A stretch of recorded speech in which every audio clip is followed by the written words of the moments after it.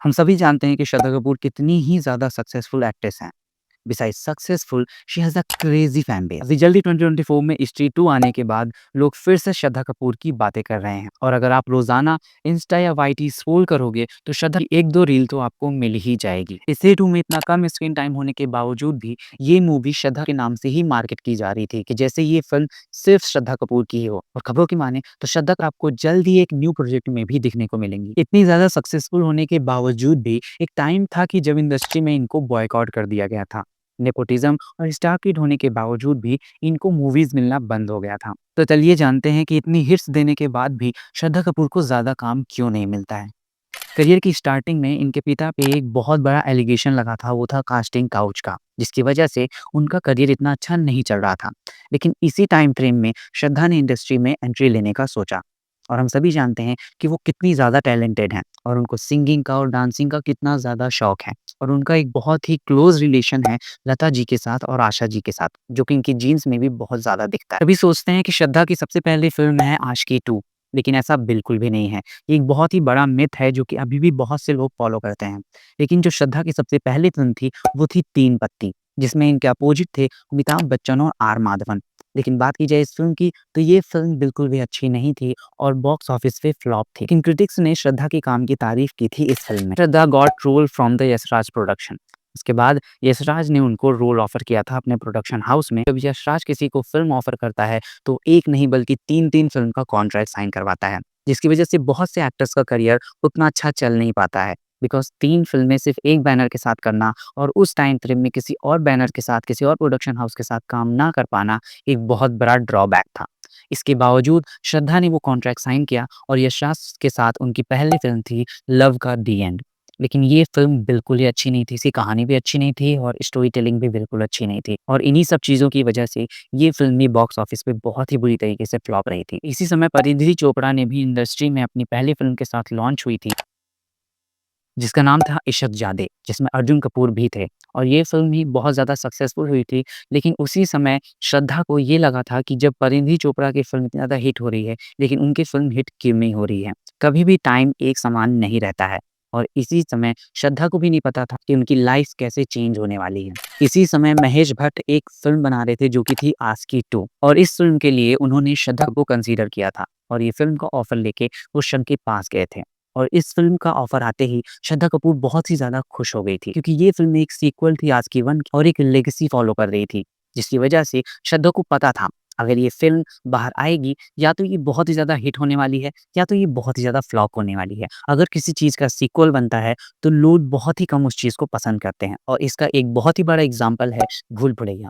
भूल भुलैया 1 तो बहुत ही मैसिव हिट थी, लेकिन भूल भुलैया 2 और भूल भुलैया 3 को लोगों ने उतना पसंद नहीं किया था। और मैंने भी इस फ़िल्म को लिटरली मुझे बिल्कुल पसंद नहीं आई थी, क्योंकि भूल भुलैया 3 में तो मंजूलका का कॉन्सेप्ट ही इन्होंने हटा दिया था और सच में कार्तिक आर्यन ही आखिरी में भूत निकला। और इसी समय यशराज ने भी श्रद्धा को फ़िल्म ऑफ़र की थी जिसका नाम था औरंगज़ेब और इसमें उनके अपोजिट थे अर्जुन कपूर। लेकिन श्रद्धा ने एक बहुत ही बोल्ड मूव लिया जो कि आज के समय में अभी तक कोई भी एक्टर एक्ट्रेस ये नहीं कर पाता है जो श्रद्धा ने उस समय किया था, जो कि था यशराज की फ़िल्म को मना करके महेश भट्ट की आस्की 2 करना। और इसके बाद क्या था, रेस्ट इज़ हिस्ट्री। हम सभी को पता है कि आस्की 2 कितनी ज़्यादा फ़ेमस हुई थी और सिर्फ़ कुछ ही दिनों में श्रद्धा घर-घर में जानी जाने लगी थी और उनका नाम ए लिस्ट सेलिब्रिटीज़ में लिया जाने लगा था। ऑफ़िशियली तो कोई रिपोर्ट नहीं है कि श्रद्धा को इंडस्ट्री से बैन ही किया गया था। आदित्य चोपड़ा हैं जो कि श्रद्धा से बहुत ज़्यादा अपसेट हुए थे और ये साफ-साफ दिख रहा था। इंटरव्यूज़ में और पब्लिक इंटरैक्शन में ये साफ दिख रहा था कि श्रद्धा को कोई भी फ़िल्म ऑफ़र नहीं हो रही है। बीच-बीच में ये भी देखा गया था कि श्रद्धा यशराज को प्लीज़ करते हुए भी दिखाई दी थी। जब कॉफ़ी विद करण में श्रद्धा कपूर गई थी आदित्य रॉय कपूर के साथ, तो काउच पे उनसे एक सवाल पूछा गया था, तो उन्होंने अपने आंसर के एंड में ये बोला था कि she is waiting for the film. Do you have an amicable, cordial relationship with Aditya Chopra now? He is always going to be my mentor. Right. Always. It's all okay now. Well, I'm just waiting for the day when he calls me and he tells me, Shraddha, I want you in a film.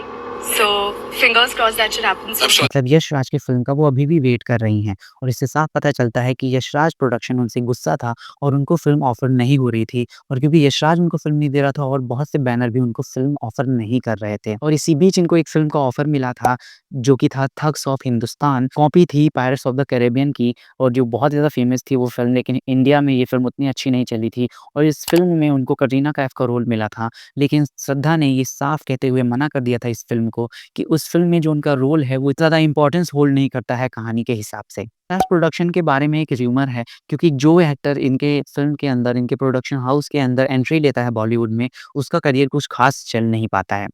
अगर बात की जाए वानी कपूर की, भूमि पेडनेकर की, श्रद्धा कपूर को तो हम जानते ही हैं, अनुष्का शर्मा की और एक नई अभी शर्वरी उनके अंदर लॉन्च हुई हैं। अभी तो उनका करियर ठीक ही चल रहा है, आगे देखते हैं क्या होता है। इतना ही नहीं, यशराज के अलावा भी बहुत से बड़े-बड़े प्रोडक्शन हाउसेज़ ने श्रद्धा को साइलेंटली बैन किया था क्योंकि उनको मूवीज़ ऑफ़र नहीं हो रही थी और धर्मा प्रोडक्शन, करण जौहर का प्रोडक्शन हाउस ने आज तक श्रद्धा को एक भी मूवी ऑफ़र नहीं की थी। और यही वजह है कि श्रद्धा के ज़्यादा प्रोजेक्ट हमें देखने को नहीं मिले हैं और उनके सिर्फ़ 2 ही 3 मूवीज़ ऐसी हैं, 2 ही 3 कैरेक्टर ऐसे हैं जो कि मेमोरेबल हैं। पर अभी नेक्स्ट ईयर ही उन्होंने बैक टू बैक हिट दिया है। तू झूठी मैं मक्कार, स्त्री 2 से उन्होंने वापस से उनके बारे में बात होने लगी है और अब पक्का बहुत से बड़े-बड़े प्रोडक्शन हाउस उनको अप्रोच करेंगे और वो दोबारा फ़िल्मों में दिखना चालू होंगी। और यही नहीं है कि श्रद्धा कपूर इसी चीज़ की वज़ह से फ़ेमस नहीं है। She is the most followed Indian celebrity on Instagram.